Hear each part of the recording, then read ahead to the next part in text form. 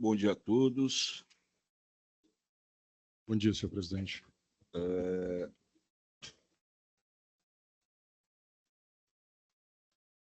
Hoje, 9 de julho de 2024, 9h07.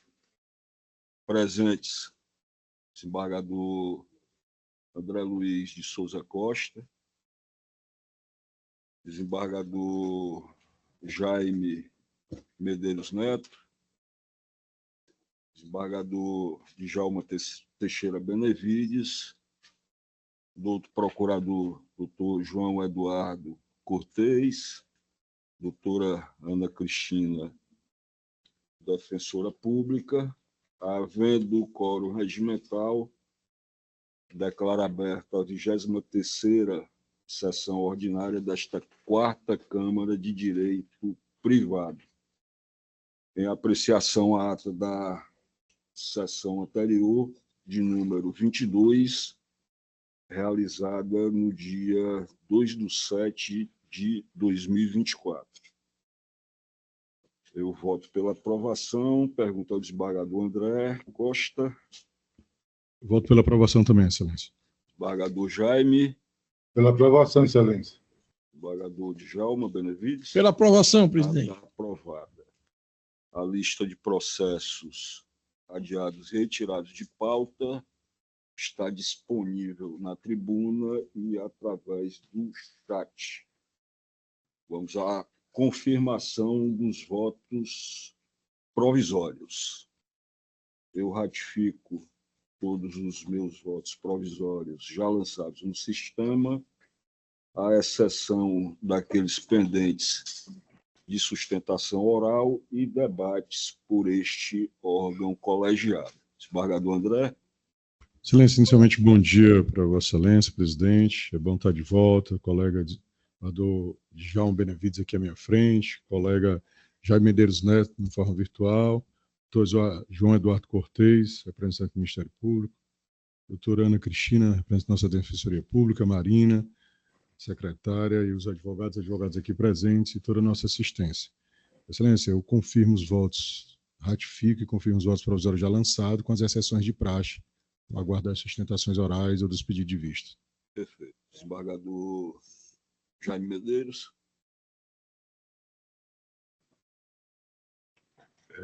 Bom dia, excelência. Aproveito para dar meu cordial abraço ao doutor João Eduardo Cortez, doutora Ana Cristina, desembargador André Costa, desembargador Djalma Teixeira Benevides, a Marina, aos senhores e senhoras advogados que estejam na sessão, servidores, assessores, nosso cordial abraço. Excelência, eu de igual forma confirmo os votos que antecipei, com as exceções de praxe. Obrigado. Obrigado, desembargador Jaime. Desembargador Djalma Benevides. Bom dia, presidente. Na pessoa de quem eu quero abraçar todos os participantes dessa sessão e dizer que reafirmo, os votos provisórios, com as exceções de praxe já destacadas aí pelo nosso colega no momento que se posicionou.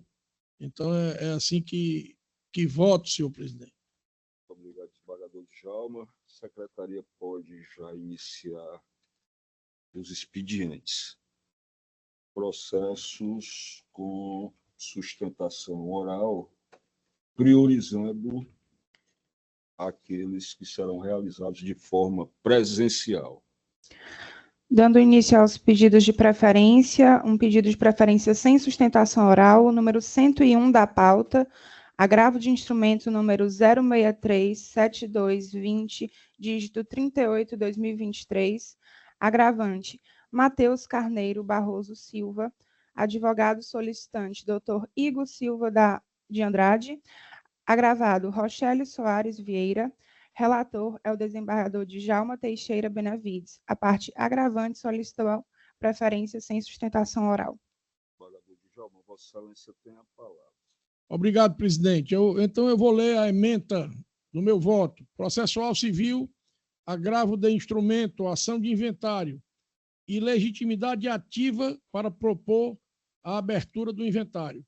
Autora que não estava na administração dos bens do espólio e nem possuía o reconhecimento jurídico da união estável com o de cujos, não cumpridos os requisitos do artigo 615 e artigo 616 do Código de Processo Civil, processo extinto sem resolução de mérito, nos termos do artigo 485, inciso 6 em Romanos, do Código de Processo Civil. Recurso conhecido e provido. É assim como voto, senhor presidente. Obrigado, desembargador Djalma. Desembargador Jaime, como Vossa Excelência vota?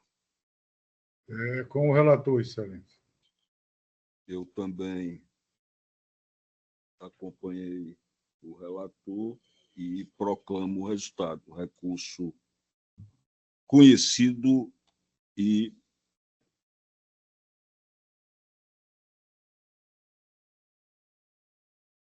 Vossa Excelência desproveu o... Não, recurso conhecido e provido. Proclamo o resultado, recurso conhecido e provido. Vamos ao próximo. Obrigado, Excelência. Bom dia a todos, bom trabalho. Dando continuidade, pedidos de sustentação oral com preferência aos advogados aqui presentes. Número 38 da pauta, apelação cível número 020-5273, dígito 09-2015, apelante Ciro Ferreira Gomes, advogada solicitante doutora Paula Monteiro Alencar, apelado Eunício Lopes de Oliveira. Relator é o desembargador José Evandro Nogueira Lima Filho. A parte apelante solicitou a sustentação oral. Isso. Presidente, pela ordem. Foi não? Num processo anterior julgado nessa Câmara, com as mesmas partes, eu já, por questão de foro íntimo, me julguei, né, suspeito de participar do julgamento. Então, eu reafirmo, né, o que já declarei no processo anterior e também me declaro suspeito para participar do julgamento do presente processo, ok? Excelência, ontem Desembargador André. essa palavra, ontem eu recebi a advogada a doutora Paula Monteiro Alencar, que está ocupando a tribuna, e antes que pudesse realizar o atendimento, eu já manifestei para ela as partes envolvidas aqui, o senhor Ciro Ferreira Gomes e o senhor Eunício Lopes de Oliveira.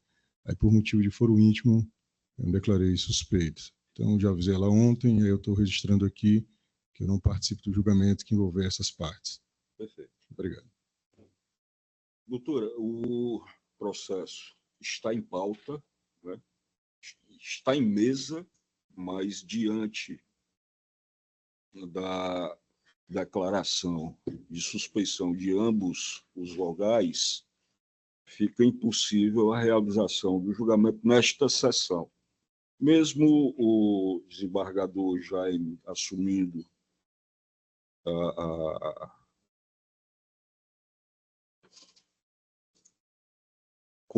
como participante, né, nós não poderíamos prosseguir à falta de mais um vogal. Né? Sendo assim, eu vou retirá-lo de pauta, não vou nem suspender, não. Vou tirar de pauta, aguardar o retorno do desembargador Bezerra para aí repautá-lo. Ok? Entende que, doutor? Processo retirado de pauta. Dando continuidade, número 40 da pauta, agravo de instrumento número 0635576, dígito 60, 2023, agravante Lisiane Dias Carneiro Aguiar, advogada solicitante, doutora Angélica Gonçalves Lopes, agravado, Escritório Sampaio Martins Advocacia, advogado solicitante, doutor Ariano Melo Pontes, relator é o desembargador José Evandro Nogueira Lima Filho, ambas as partes solicitaram sustentação oral. No caso, o doutor Pedro Saboia Martins irá substituir o doutor Ariano Melo Pontes. Perfeito. Antes do julgamento, eminentes pares, eu, como sempre, a bem do princípio da transparência, recebi ontem os advogados do agravado e, como sempre tenho feito, recebo a quem me procura, já recebi a parte agravante em diversas ocasiões, e foram os doutores me instar quanto a um pedido de que o feito corresse sob segredo de justiça.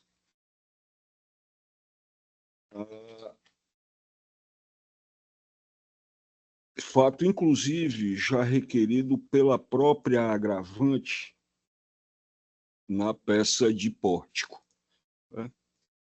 E dessa forma eu fiz um despacho,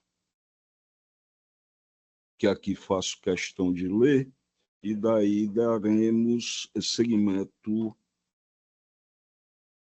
ao julgamento do recurso. Embora o artigo 189 do CPC imponha como regra a publicidade dos atos processuais, admite-se que o feito corra sobre o manto do segredo de justiça quando, mesmo fora do rol exemplificativo do referido dispositivo legal, discutir garantias, valores e interesses fundamentais.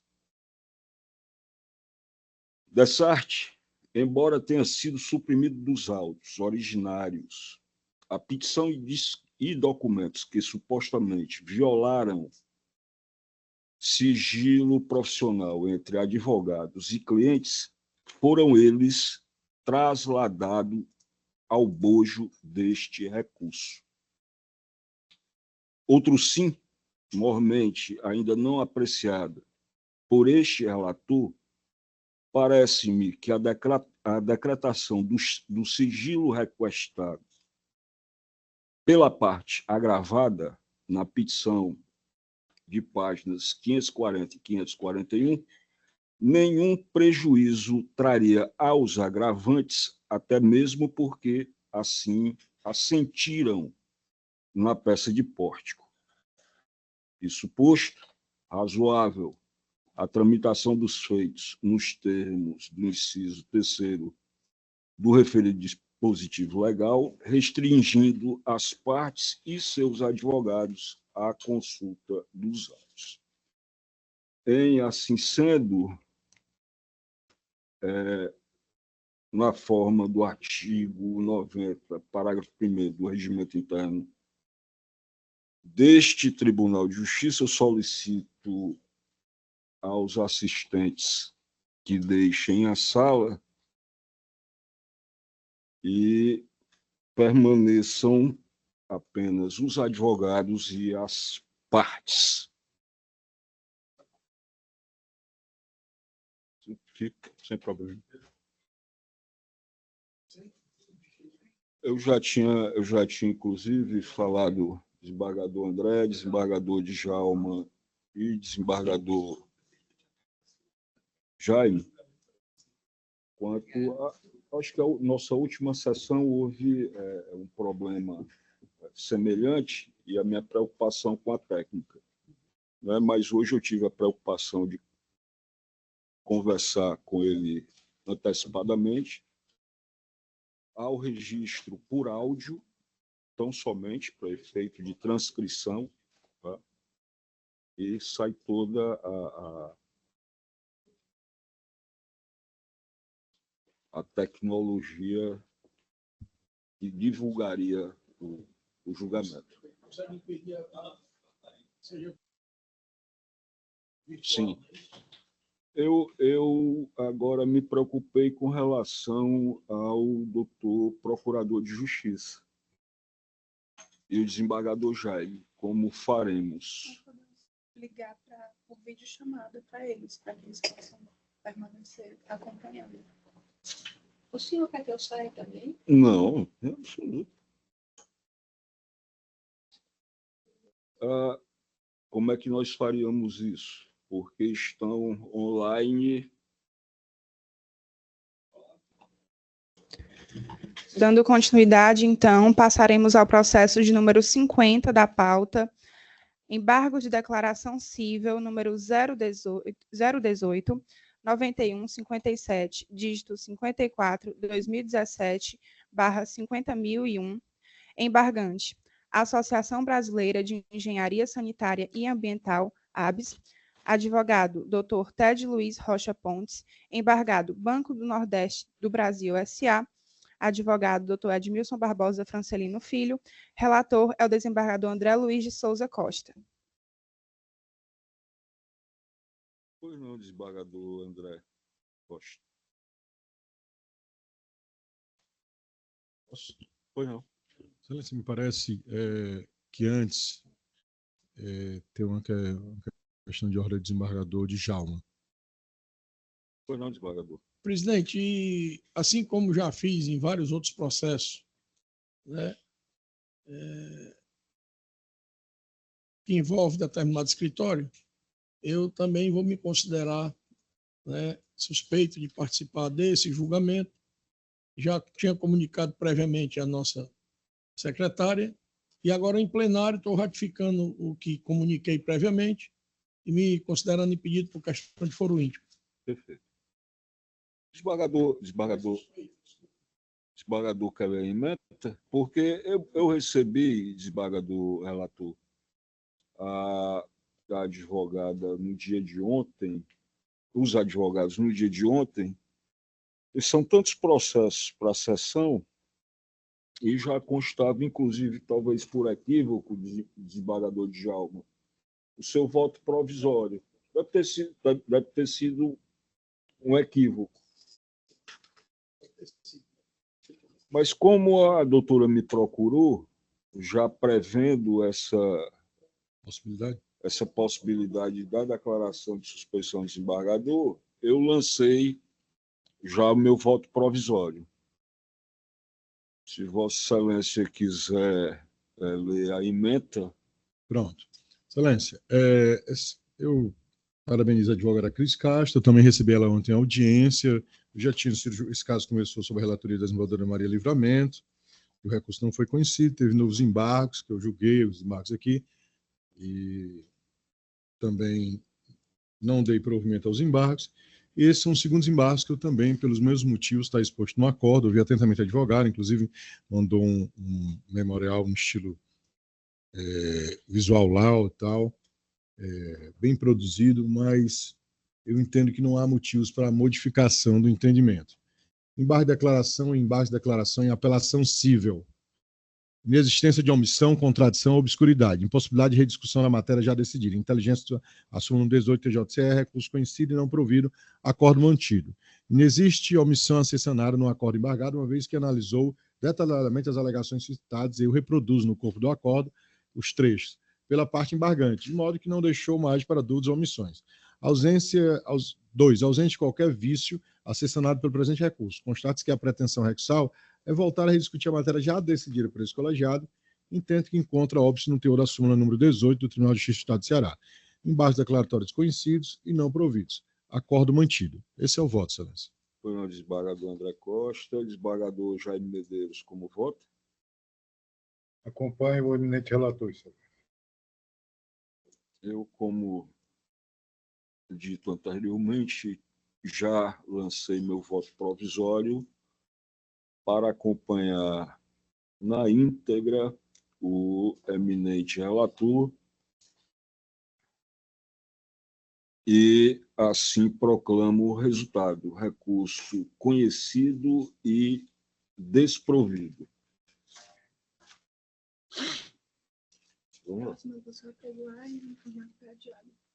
Sim. Qual o próximo? É de vossa relatoria, desembargador. Que vai ser adiado. Vou só apregoar e informar aqui. Vai ser adiado até o 56. Uhum. Dando continuidade aos pedidos de sustentação oral, número 56 da pauta, apelação cível número 020-2049-03-2022, apelante Arthur Bruno Bezerra dos Santos Dias, representado por Daniele Bezerra dos Santos, apelado Pedro Henrique Dias Bezerra, advogado solicitante, Dr. Pedro Acioli Rodrigues Leônidas Filho, Relator é o desembargador André Luiz de Souza Costa. A parte apelada solicitou sustentação oral. Excelência, esse processo foi adiado para a próxima sessão. Perfeitamente, registrado. Dando continuidade aos pedidos de sustentação oral com preferência aos advogados aqui presentes, número 57 da pauta, apelação cível número 091-02-11, dígito 40, 2014, apelante, Instituto Educacional Santa Maria Limitada, EPP, advogado solicitante, Dr. Bruno Maia de Almeida, apelado, Ricardo César Vieira Madeiro Filho, advogado solicitante, Dr. Ricardo César Vieira Madeiro. Relator é o desembargador André Luiz de Souza Costa. Ambas as partes solicitaram sustentação oral. O advogado do apelante está aí, excelência?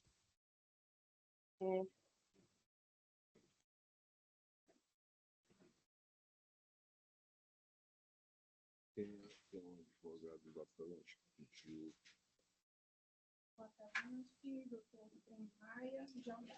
Está presente? Não chamar, Marina, chamar logo para saber se ele está. Dr. Bruno Maia de Almeida. Pela ordem, excelências, eu gostaria de primeiro esclarecer que o Dr. Bruno sofreu um acidente de carro há pouco tempo, de modo que eu solicito o meu ingresso como representante da parte apelante da requerida instituição de ensino, para que possa fazer a sustentação oral. Vossa Excelência está credenciada? Nós acabamos de juntar, excelência, a procuração.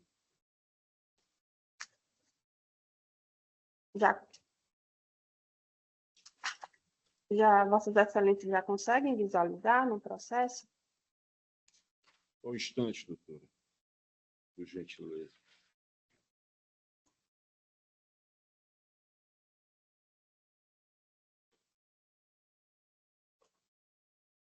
Vou ver se eu consigo abrir aqui, doutora Maria. 57.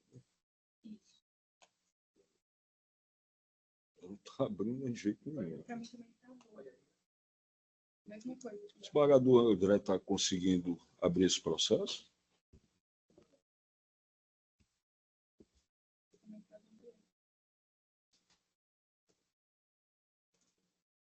Volto eu abrir aqui.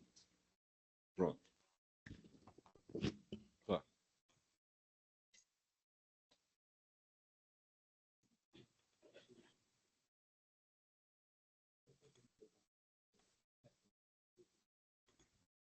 Ela juntou. Doutora Ana Luísa Pontes? Exatamente, excelência. Pois não, doutora. Vossa Excelência dispensa a leitura do relatório? Dispenso, excelência. O apelado solicitou também? Sim. Ele está presente? Está aqui, muito bom. Vossa Excelência dispensa a leitura do relatório, só para que nós possamos otimizar o trabalho? Não, senhor. É só o relatório. Pois não, doutora. Vossa Excelência tem a palavra pelo prazo regimental de 15 minutos. Não, excelência, muito obrigada. Excelentíssimo senhor presidente, excelentíssimo senhor relator, na pessoa de quem cumprimento. Por gentileza, aumente um pouquinho o seu áudio. Pois não. Os senhores me ouvem melhor? Sim. Pronto. Continuando, excelentíssimo senhor presidente, excelentíssimo senhor relator, na pessoa de quem cumprimento os demais membros desta colenda Câmara, excelentíssimo senhor membro do Ministério Público, excelentíssimo, ilustríssimo senhor secretário, na pessoa de quem cumprimento os servidores aqui presentes, nobres colegas, advogados, também cumprimento a representante da Defensoria Pública. Trata-se, excelência, de uma ação indenizatória em que o autor alega que sofreu prejuízos de cunho moral e material em razão da anulação de 14 questões do Enem e imputa esse prejuízo à instituição de ensino Santa Maria. Ocorre que já foi julgado em sentença e afastada a dano material justamente por reconhecer que o autor não conseguiu demonstrar o nexo de causalidade relativo ao dano que ele alega ter sofrido. Embora de forma muito acertada o afastamento do dano material, o juiz de origem reconheceu deu procedência ao pedido de dano, parcial procedência ao pedido de dano moral, imputando à instituição o pagamento do quantum de R$3.000 ao autor. Ocorre, excelências, que preliminarmente é importante também suscitar a questão do decurso do prazo, porque no caso em questão, o prazo de 3 anos, o prazo prescricional, e os senhores podem constatar que o fato ocorreu no dia 8 de novembro de 2011. A ação apenas foi ajuizada no dia 16 de novembro de 2014, após o decurso do prazo, ocorrendo, portanto, a prescrição consumativa do direito, né? Isso em sede preliminar. Quanto à questão da mérito, adentrando agora, né, na questão do mérito, de forma sucinta, né, sem tomar muito o precioso tempo dos senhores, o autor ele não conseguiu demonstrar, de fato, a ocorrência do dano que ele sofreu. Ele alega que houveram 14 questões anuladas, mas ele não consegue demonstrar no processo que ele teria acertado essas questões. Ele aduz que acertou 12 questões.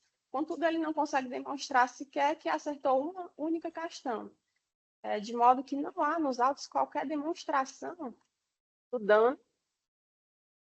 Também não há demonstração do nexo de causalidade. Ele traz laudos psicológicos que não imputam diretamente à instituição esse suposto dano que ele alega ter sofrido.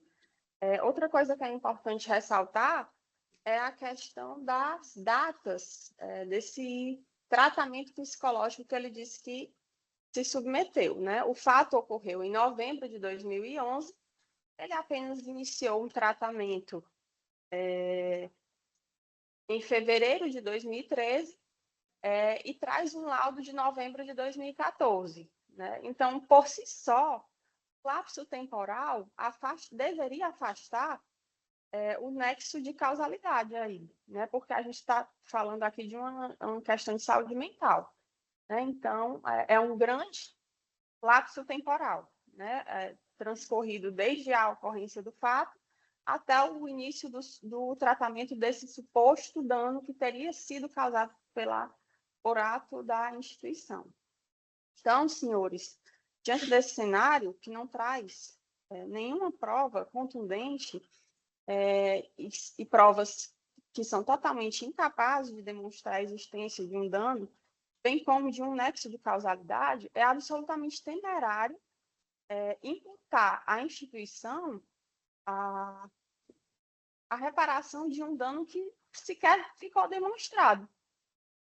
Ainda mais que teria sido a própria instituição que teria causado tal dano. Desse modo, a instituição vem requerer a reforma da sentença no que concerne a concessão dos danos morais, para que sejam afastados e julgado totalmente improcedente a ação do autor, mantendo-se o afastamento do dano material.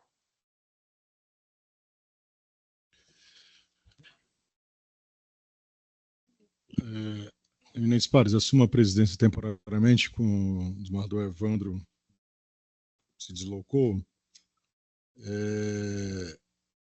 Agradeço a advogada Ana Luísa Pontes e convido à tribuna o advogado da parte apelada, Ricardo César Vieira Madeiro. o qual dispõe do tempo regimental.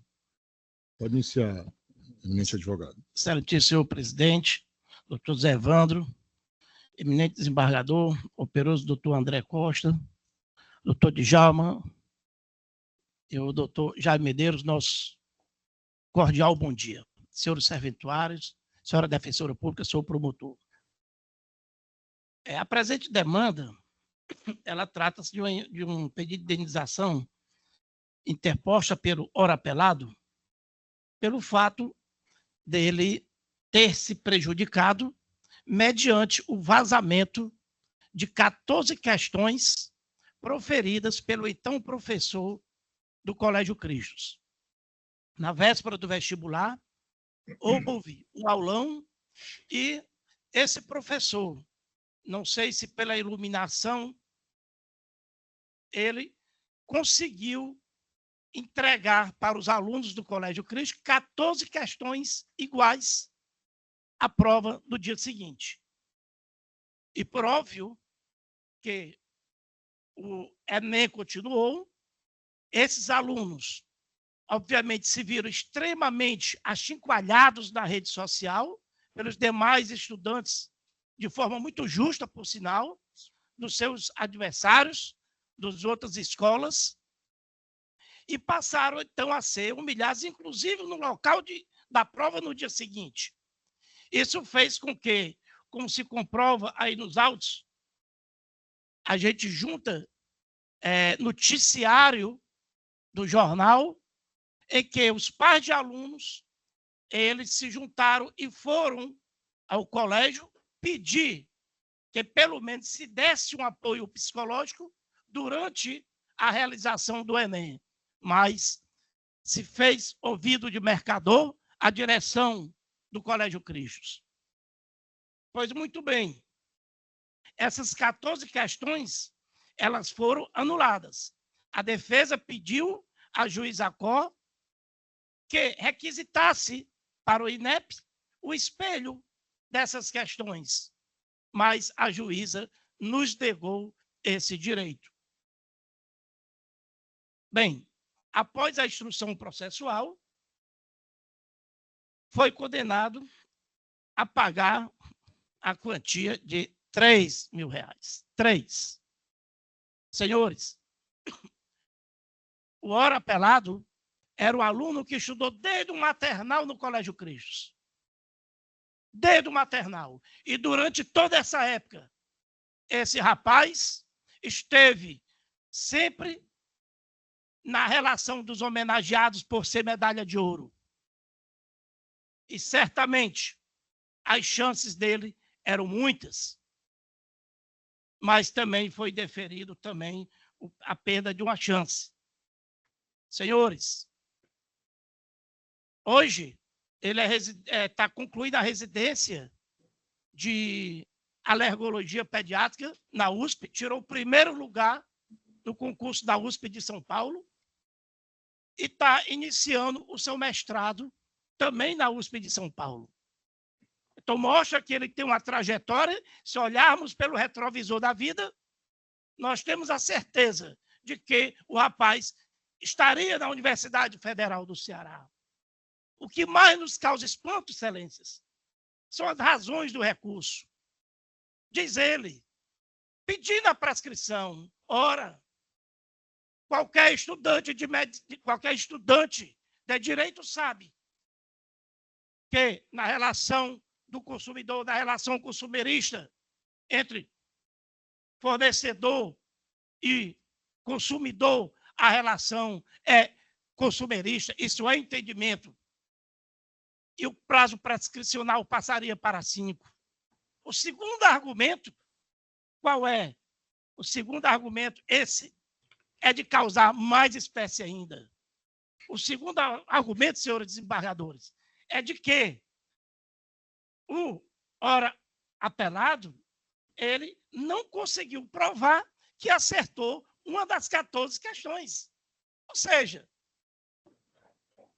o fato do sofrimento da alma não está só no possível acerto, está principalmente na humilhação, como comprovamos de forma vasta no processo, nas redes sociais, nos achincalhamentos dos colegas, muito justo e sinal, porque se viram prejudicados por uma universidade que prepara alunos para o curso de medicina. E a universidade, senhores desembargadores, ele tem principalmente a obrigação moral, ética, com os seus alunos, e não submeter os alunos ao ridículo, de forma ética. Que o seu professor, o que sabemos, ao que nos parece, ainda trabalha lá no mesmo hospital e que foi condenado em primeira instância.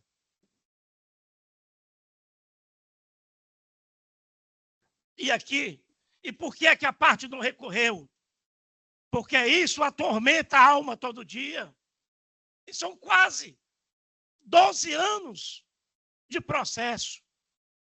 E ele me pediu, não recorra, eu quero apagar esse sofrimento.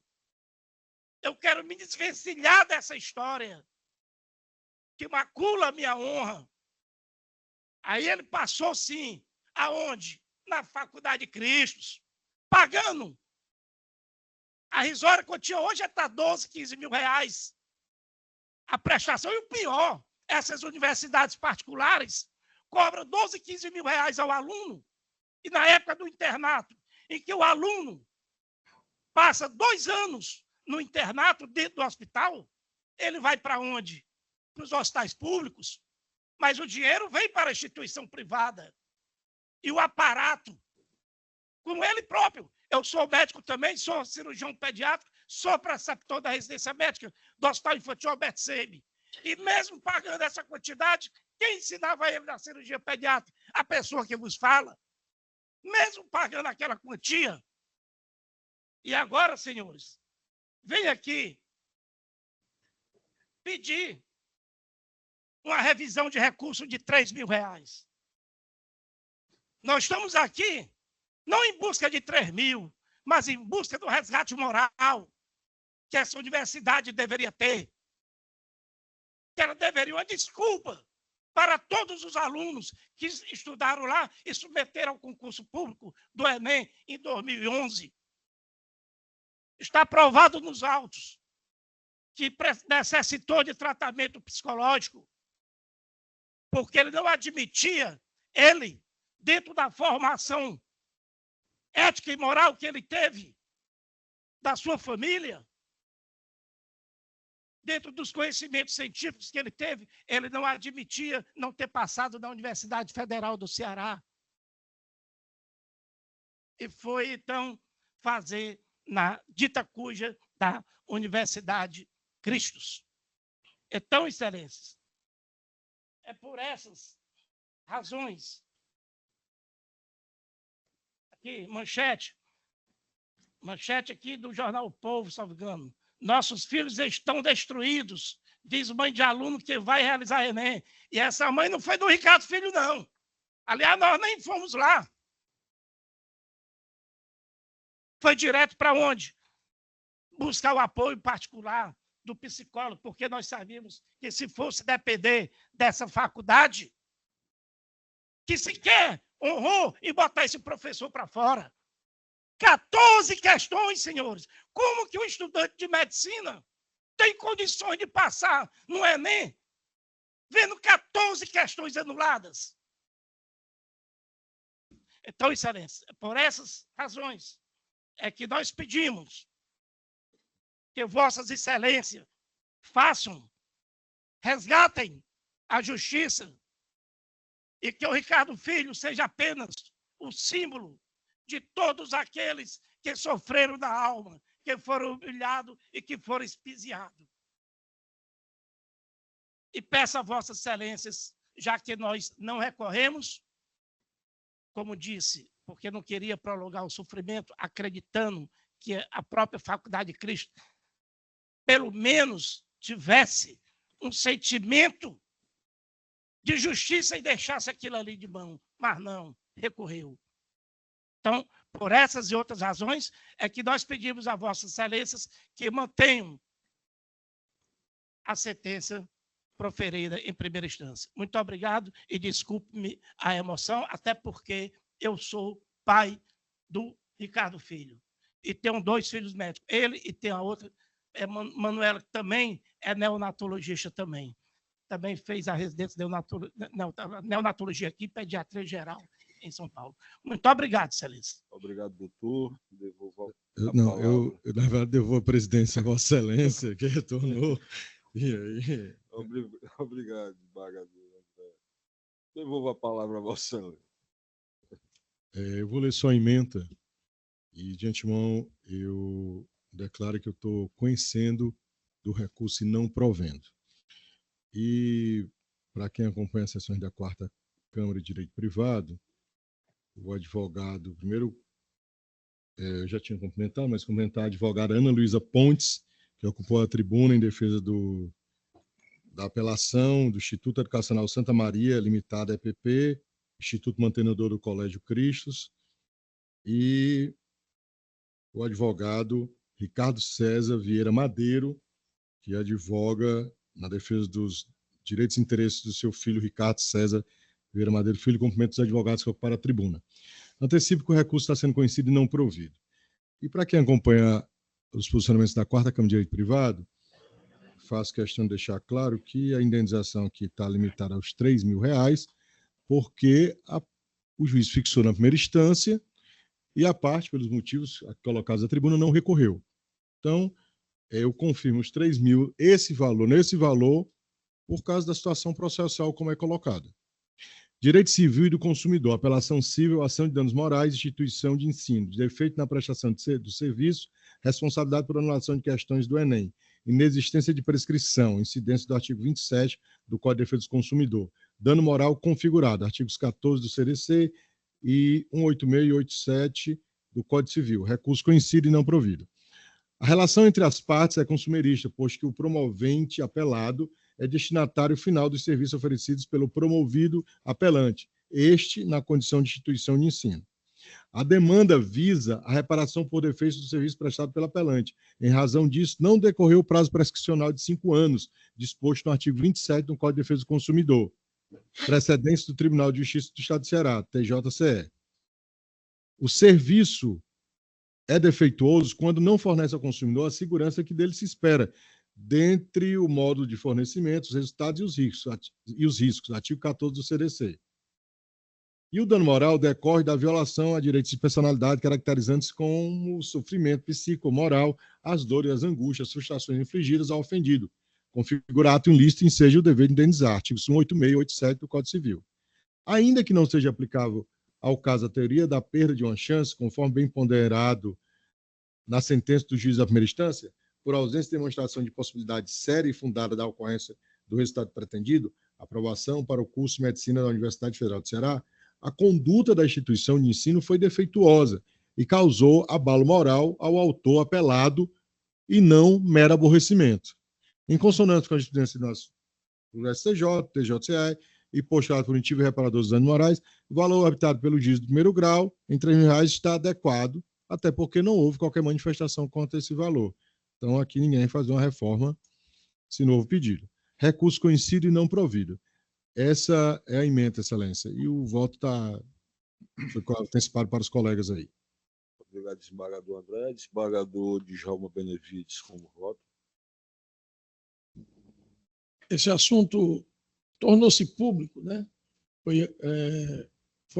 Virou manchete de rádios e jornais e realmente manchou a história daquele que eu considero o maior colégio e que eu considero as melhores universidades do estado do Ceará.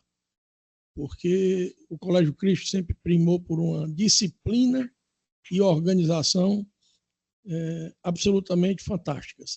O doutor Roberto muitas vezes perdeu o aluno porque nunca saiu dos trilhos determinados por ele de disciplina e organização.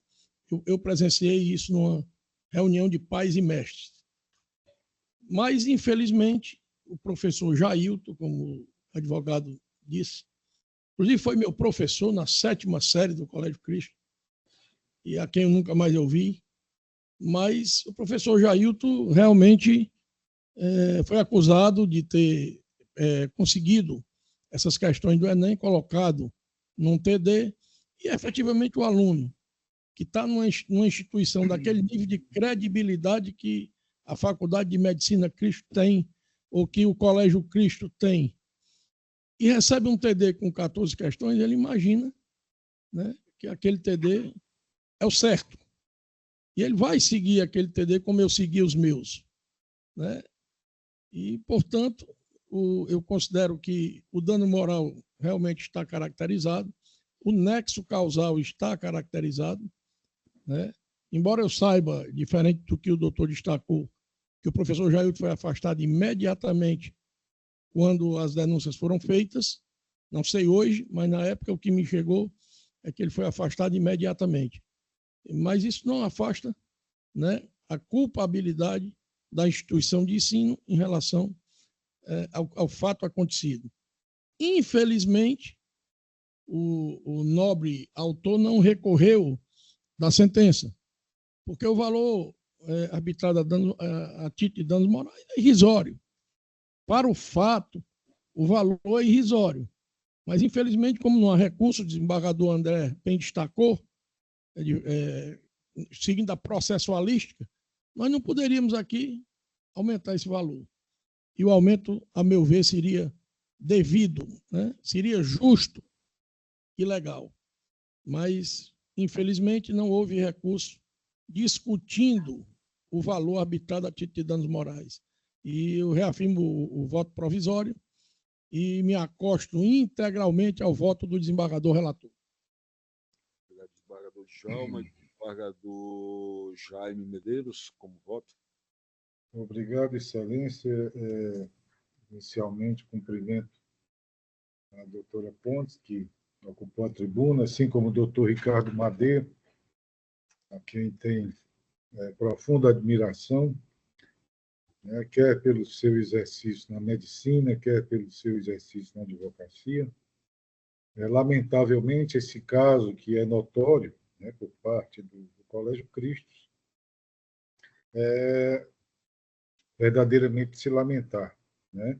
Sobretudo quando muitos de nós, como é o meu caso, deu preferência a essa instituição para a educação e orientação dos meus filhos, né? E perrengues chamados assim, me permitam, né, como esse, nós vivenciamos alguns. Como muito bem observou o excelentíssimo relator e o desembargador Djalma, não houve nenhum recurso com relação ao quanto arbitrado tipo de danos morais, razão pela qual nós nos vemos, né, impedidos de ofício, majorá-los, reconhecendo a inexpressividade do valor arbitrado em primeiro lugar. Feitas essas considerações, eu afirmo que acompanho integralmente o voto do eminente relator. Obrigado, desembargador Jaime. Proclamando o resultado, o recurso conhecido e desprovido. Obrigado. Bom dia a todos.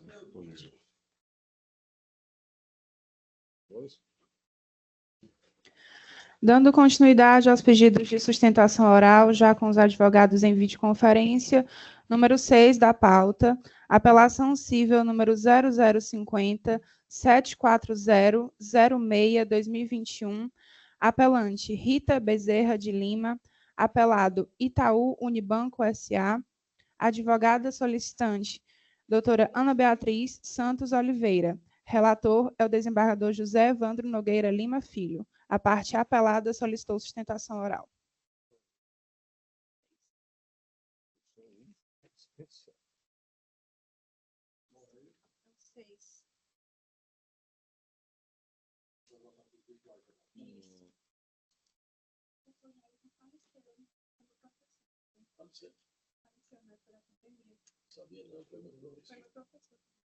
A doutora está presente?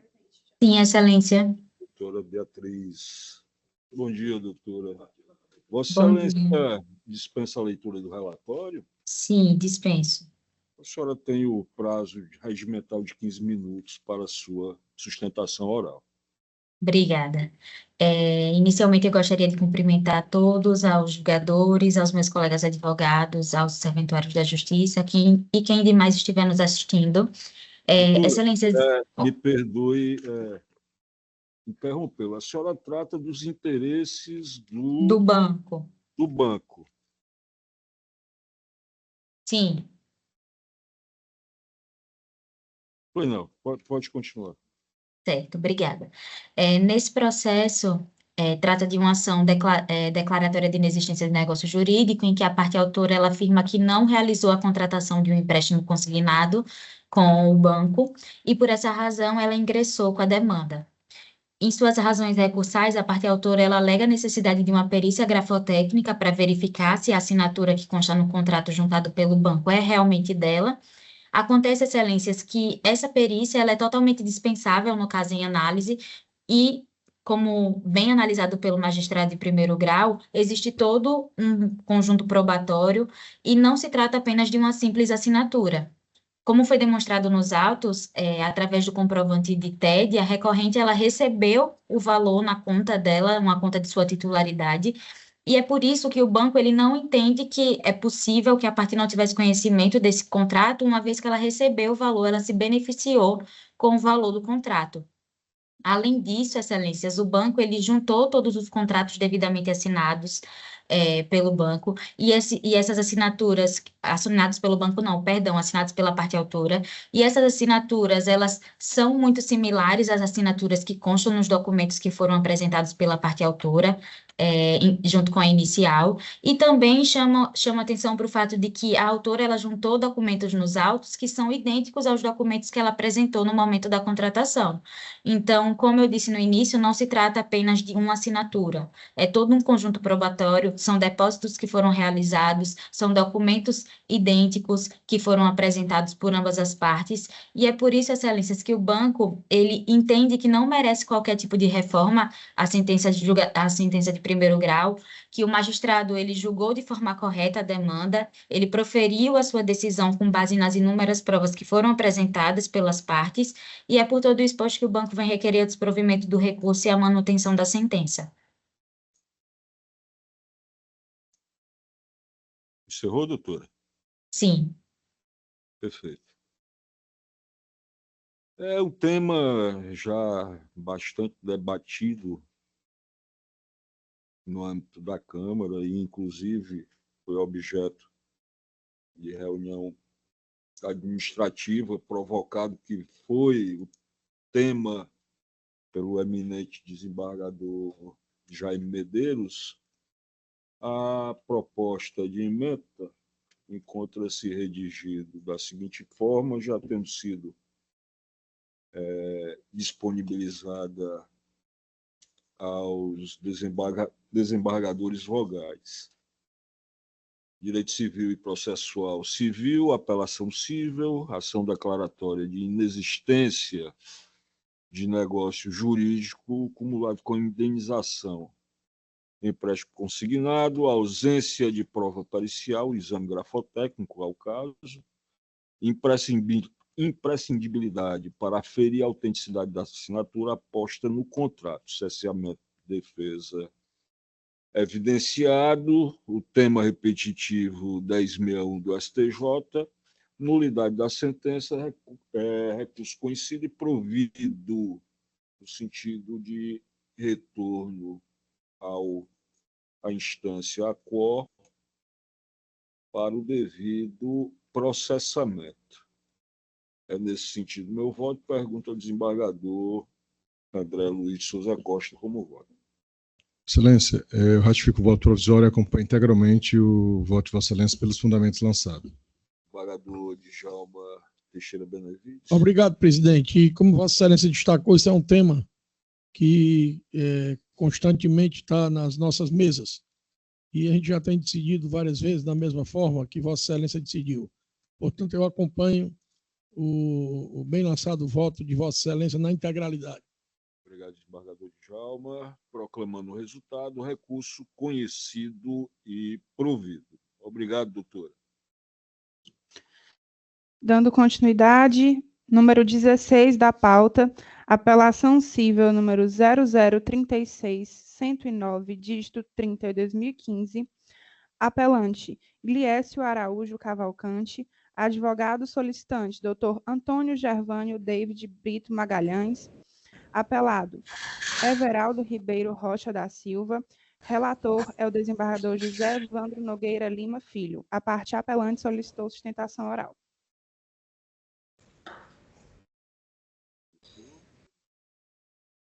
Bom dia, doutor Gervânio. Bom dia, Excelência. Bom dia. Vossa Excelência dispensa a leitura do relatório? Sim, Excelência. Vossa Excelência tem o prazo regimental de 15 minutos para sua sustentação oral. Excelentíssimo senhor desembargador, presidente desta Câmara de Direito Privado, demais desembargadores, saúde nobres. Estou aqui na sessão, estou aqui na quarta. Saúde os demais nobres colegas advogadas e advogados e demais presentes. Bom dia a todos. Trata-se de apelação contra a sentença que julgou parcialmente procedente o pleito autoral, condenando o ora recorrente. Destaca-se que o juízo sentenciante cerceou a defesa do recorrente, pois que o recorrente apresentou o rol de testemunhas, as folhas 310 do PDF, de forma tempestiva e nos termos da lei, quando da apresentação de seus quesitos, em 5 de outubro de 2017, conforme folhas 308 a 312. Ademais, é oportuno destacar que o recorrente, em 20 de 3 de 2020, quando a sua impugnação, nas folhas 519 a 536, a impugnação ao laudo do perito judicial, requeriu a intimação do senhor perito, conforme folha 535, para comparecer à audiência de instrução e julgamento a ser designada, para fins de esclarecer em juízo alguns pontos quanto à sua conclusão pericial, tudo nos termos do 477 do CPC. Desta forma, acaso vossas excelências não acolham a presente preliminar, cerceamento de defesa, o que verdadeiramente não se espera, passa a analisar as demais razões. Inicialmente, é oportuno destacar que a Secretaria do Meio Ambiente e Controle Urbano do município de Crato emitiu habites do imóvel, conforme folhas 141 e 142, o que comprova a conformidade do imóvel quando a sua conclusão e entrega das chaves. Assim como também destaca-se o laudo de avaliação e vistoria realizada pelo engenheiro civil do Banco do Brasil, as folhas 240 a 246, que atestaram que o imóvel estava conforme as especificações das normas técnicas, sendo este autorizado para ser habitado. Nos presentes autos, consta um vasto acervo probatório de notas fiscais, recibos e demais documentos que atestam que na construção do imóvel foram utilizados materiais de construção de ótima qualidade, conforme folhas 159 a 169, 251 a 253. Novos julgadores, também é oportuno destacar que a respeitável sentença informa que os recorridos modificaram a estrutura e acabamento do imóvel residencial objeto dos presentes autos, conforme folha 733 do PDF, no antepenúltimo parágrafo, que destaco para vossas excelências que assim foi destacado. Após a entrega do imóvel, os autores realizaram mudança no imóvel, com a construção de coberta na área de serviço, mudança no local da lavanderia, criação de área de ventilação na sala, jardim de inverno, sendo que a tubulação externa da lavanderia não está de acordo com as regras da ABNT. Ademais, foram também juntados aos autos, pelo recorrente, um vasto acervo de fotografias, as folhas 519 a 536 do PDF, assim como 538 a 565 PDF. Fotografias estas registradas quando a perícia judicial em 31 de agosto de 2018. Vale destacar que as referidas fotografias comprovam com robustez que os recorridos, os autores, realizaram inúmeras e expressivas modificações estruturais nas instalações do imóvel, alterando de forma significativa o projeto, devidamente registrado na Secretaria do Município do Crato. Nesta mesma esteira, o parecer técnico do senhor ilustríssimo perito judicial, as folhas 661 a 680, corrobora com todas as argumentações do recorrente, de que os recorridos realizaram várias modificações do imóvel após o seu recebimento. E aí eu destaco as folhas 662, que na análise técnico-científica realizada pelo perito, ele destacou que existem várias mudanças, tais como coberta da área de serviço, mudança no local da lavanderia, criação de uma área de ventilação na sala, jardim de inverno. Essas mudanças foram feitas pelo requerente, ora recorrido.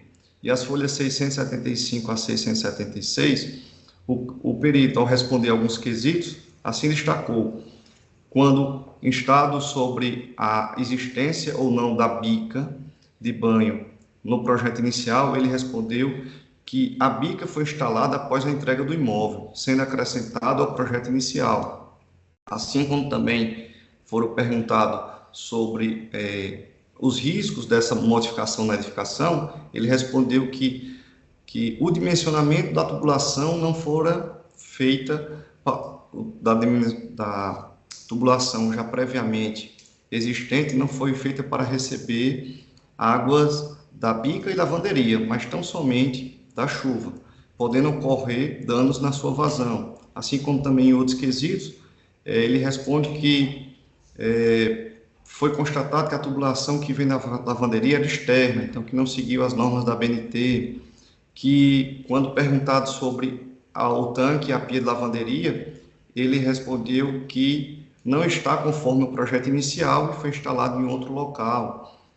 E aí, avançando, nesse mesmo sentido, é de destacar que o parecer técnico, as folhas 574 a 600 do PDF, juntado pelo segundo requerido, Banco do Brasil, que acompanhou e compareceu à perícia presencial no dia 31 de agosto, destacou essas modificações também feitas pelos recorridos. O assistente técnico do segundo requerido afirma categoricamente que os recorridos, após o recebimento da chave do imóvel, modificaram as suas instalações e que tais modificações foram o vetor para o surgimento de patologias no imóvel, conforme pode observar as folhas 577. Ele destaca que, após a entrega do imóvel, foram realizadas algumas alterações das características originais. A pia da área de serviço foi desinstalada e instalada em outro local, onde as instalações de esgoto ficaram expostas. Foi executada uma bica para banhos recreativos na área de descoberta. Uma parte foi coberta por estruturas de madeira e telhas cerâmicas. Foi construído um jardim de inverno. E tudo isso fez com que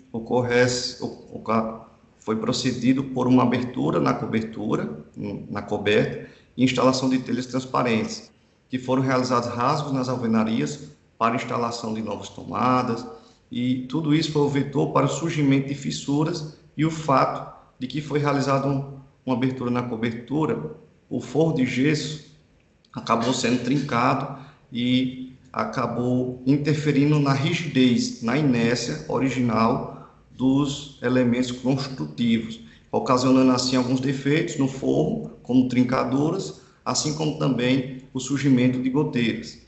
Certo? E aí ele destaca a questão da vibração proveniente dos rasgos na alvenaria para ampliação das instalações elétricas. Tudo isso contribuiu para o surgimento dos defeitos, certo, Excelência?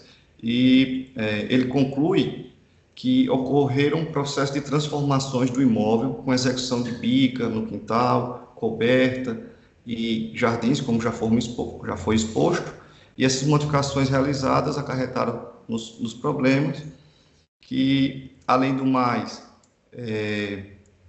a entrega do imóvel para ocupação foi realizada em 6 de 3 de 2014, e até o dia da vistoria que foi realizada em 31 de agosto de 2018, passaram-se mais de 4 anos, sem que nesse período a edificação passasse por manutenções preventivas a cargo dos recorridos, nem corretivas deveriam ser realizadas. Então, a ausência de manutenções também comprometeram a capacidade funcional. É oportuno destacar que todos os fundamentos já apresentados até o momento e pelo assistente técnico corroboram com o que foi exposto na peça de defesa pelo recorrente, as folhas 127 a 136, que destaca que os autores, por diversas vezes, modificaram a estrutura, conforme já exposto, fizeram uma coberta, modificaram encanações, e que a utilização inadequada de uma tubulação de adaptação despejou água nas vias públicas, o que gerou transtorno até entre os vizinhos. Então, houve uma falha única e exclusivamente dos recorridos, dos autores. E aí existe todo um acervo probatório de fotografias que comprova a culpa exclusiva dos recorridos, da parte autora. Por fim, excelências, todas as citadas alterações nas instalações, além de terem sido constatadas pelo perito judicial, bem como pelo assistente técnico do recorrente, as folhas 519 a 565 e do requerido Banco do Brasil, são facilmente constatadas por qualquer pessoa. Desta forma, resta clara a culpa exclusiva dos autores. Diante do exposto, requer que seja dado provimento, total provimento ao presente apelo, a fim de reformar as respeitáveis sentenças, para acolher a preliminar de mérito quanto ao cerceamento de defesa, anulando a sentença e retornando à fase de instrução. E no mérito, requer a reforma da sentença para reconhecer a culpa exclusiva dos recorridos pelas razões acima já expostas, requer também a condenação ao pagamento dos honorários de sucumbência. É o que se requer, excelências. Obrigado, doutor. Apelação civil, processo civil, contratos. Ação de resolução contratual acumulada com a obrigação de fazer e reparação de danos materiais e morais. Preliminar de cerceamento ao direito de defesa, afastado. Contrato para a construção de residência.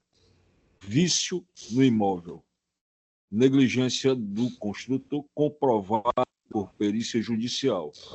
Defeitos estruturais, alegação de culpa exclusiva dos requeridos insubsistente, dano moral configurado, quantum razoável e proporcional, recurso conhecido e improvido, sentença mantida. Esse é o extrato do meu voto, que já foi disponibilizado aos eminentes pares, e pergunto ao desembargador André Luiz de Souza Costa como voto. Excelência, inicialmente cumprimento o advogado que ocupou a tribuna na defesa dos interesses do seu cliente, mas já tinha lido o voto, lançado o voto provisório e analisado os autos do processo. Pelos fundamentos jurídicos já lançados por Vossa Excelência, eu acompanho integralmente o voto. Desembargador Djalma Benevides. Obrigado, presidente. Eu também já elaborei o voto provisório, onde, examinando os autos, concordei integralmente com a decisão de Vossa Excelência. É como voto. Obrigado, desembargador Djalma. Proclamando o resultado, recurso conhecido e desprovido. Obrigado, doutor. Dando continuidade, processo número 34 da pauta, apelação civil número 0010, 36, dígito 95/2019, apelante Maria Adália Mariano, apelado Banco Itaú Consignado S.A., advogada solicitante doutora Ana Beatriz Santos Oliveira, relator é o desembargador José Evandro Nogueira Lima Filho. A parte apelada solicitou sustentação oral. Está presente? Doutora, a senhora dispensa a leitura do relatório? Sim, Excelência. Vossa Excelência tem um prazo regimental para a sua sustentação. Obrigada. Renovo meus cumprimentos. Nessa demanda, a parte autora ela alega que desconhece o empréstimo consignado, firmado de forma legal com o banco, e que o referido empréstimo estaria lhe causando danos na esfera moral e material. Acontece, Excelências, que restou comprovado no processo, através da juntada do contrato assinado pela parte, que o negócio jurídico de fato foi firmado em 28/1/2015, no valor de R$ 6.724,47, e que desse valor contratado foi deduzida uma quantia para quitação de um saldo de um empréstimo anterior, sendo inclusive realizado o depósito do valor remanescente em conta de titularidade da própria parte autora. E é por isso, Excelências, que o banco ele vem destacar que não é possível acreditar que a parte não reconheça esse empréstimo, pois ela se beneficiou com ele, assim como no no processo anterior, houve a disponibilização do valor para a parte autora. Outro ponto importante e que deve ser observado é que a assinatura que consta na contratação ela é idêntica à assinatura que consta nos documentos da parte autora. Além disso, eu chamo a atenção para o fato de que o documento que foi apresentado no momento da contratação corresponde ao documento que foi apresentado, juntado pela parte autora, na petição inicial. E isso afasta a possibilidade de que fraudadores estejam com os documentos dela, que fraudadores estejam tentando realizar vínculos contratuais com os documentos da parte autora. Então, Excelências, excluindo essa possibilidade de fraude e destacando o fato de que a parte autora ela recebeu esse valor em sua conta, é que o banco vem destacar essa tese de regularidade da contratação e requerer que seja desprovido o recurso da parte autora e mantida a sentença de improcedência. Pois não, doutora. Apelação civil, processo civil, ação declaratória de inexistência de débito acumulado com indenização por danos morais, sentença de improcedência, afastamento da multa por litigância de má-fé, cabimento, recurso conhecido e provido. A condenação somente incidirá quando a parte comprovadamente agir com dolo em sentido processual e, não obstante, cumulativamente, deve ser amparada por comprovação destes fatos, devendo, pois, estar amplamente provado nos autos, ter agido a parte em manifesto exercício de uso do judiciário para locupletar-se ilicitamente.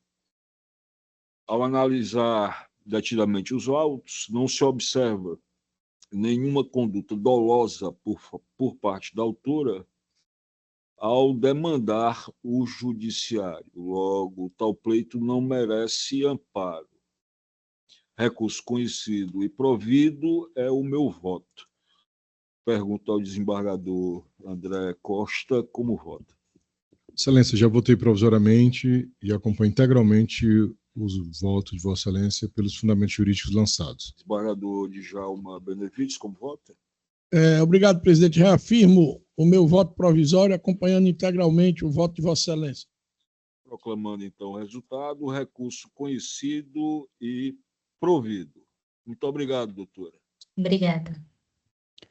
Na sequência, processo 58 da pauta, agravo de instrumento número 062-3978, dígito 75/2024, agravante AJCSRPNC da S, advogada solicitante, doutora Amanda Chagas Correia Teles, doutora Luciana Falck, agravado SDAS, representado pela Defensoria Pública. A parte agravante solicitou a sustentação oral, o relator é o desembargador André Luiz de Souza Costa.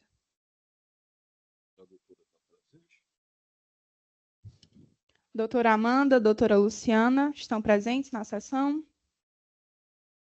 Doutora Amanda Chagas Correia Teles, doutora Luciana Falck, ausentes.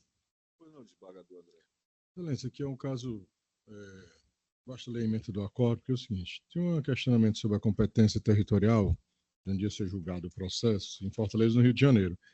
Só que o juiz decretou de ofício, a parte agravou, depois, nas contrarrazões, a parte agravada, representada pela Defensoria Pública, concordou, ambas as partes concordaram que ficasse em Fortaleza, e o Ministério Público também deu parecer para ficar em Fortaleza.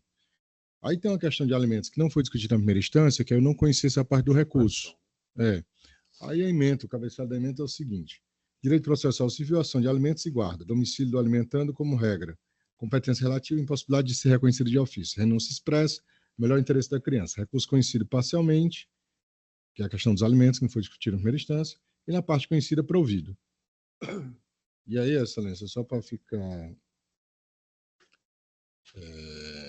em face do exposto, conheço em parte do recurso e na parte conhecida do provimento a fim de reformar o inteiro teor da decisão recorrida, porque o inteiro teor fala só de competência, e fixar a competência da Comarca de Fortaleza para processar e julgar o feito. É como voto, Excelência. Perfeito, desembargador André. Desembargador Djalma Benevides, como voto? Confirmo o voto provisório, acompanhando integralmente o voto do eminente desembargador André Costa. Obrigado, desembargador Djalma, desembargador Francisco Jaime Medeiros. Como relator. Proclamando, então, o resultado, recurso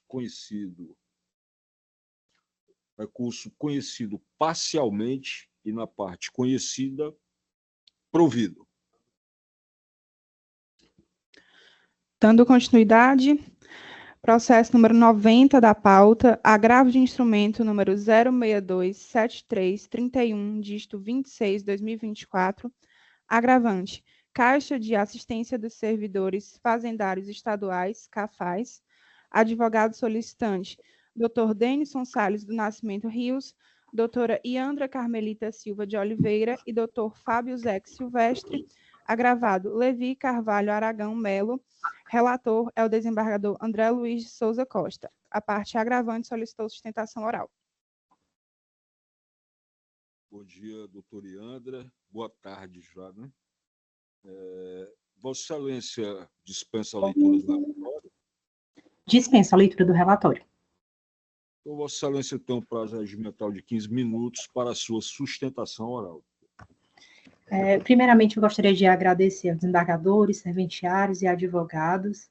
Em primeiro lugar, queria fazer um breve resumo sobre a matéria que está sendo discutida aqui. Na origem, trata-se da concessão de tutela antecipada, na qual determinou o fornecimento de equipamentos e medicamentos para um beneficiário que afirma ter problemas relacionados à diabetes e precisa de equipamentos específicos para uso diário no dia a dia na sua residência. Diante